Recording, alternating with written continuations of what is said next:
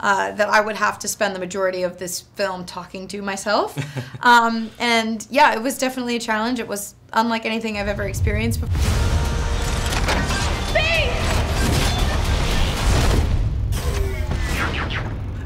The movie is mostly about the relationship between you and Bumblebee. How difficult was to create that relationship when the other character wasn't in set? Very difficult.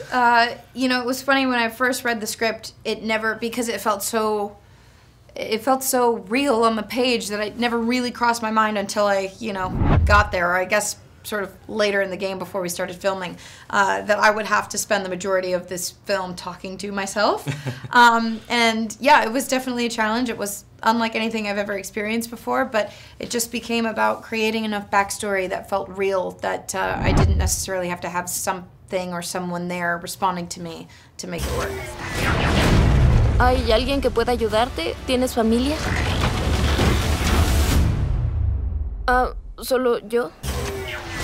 Bumblebee in some moments is closer to E.T. or a John Hughes movie than the Transformers of Michael Bay.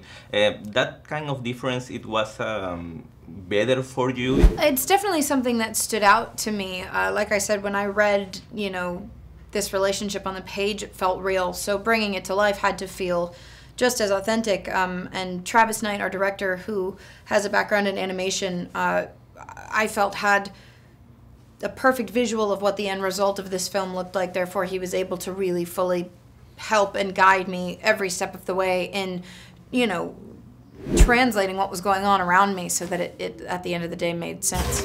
If you see anyone besides me, what do? Great, perfect. Come back now.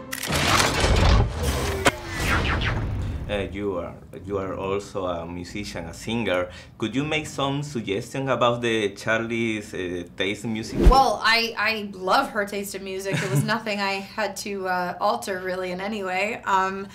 Yeah, she's got great taste in music, and one thing I love about how big of a role that music plays in this film is music plays such a huge part in my life, and it just goes to show you that here you have this object that doesn't speak, doesn't have a voice, and the only way for him to find one is through music, and I think there's something to be said in that.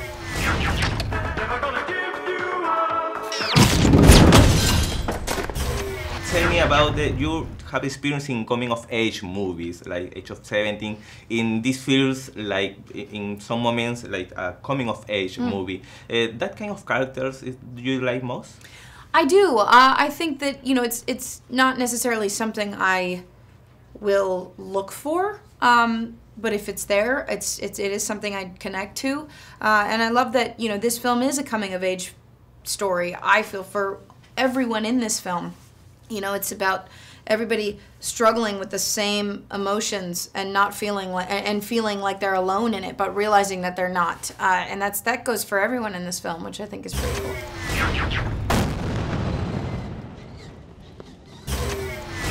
In the 80s, in a couple of episodes of the cartoon, Bumblebee went to Peru. This is my country. So maybe you could do the same one day. I would love have that. A lot of fans on Peru. Really? Yes. Amazing. I would absolutely love to come there, of course. Bumblebee.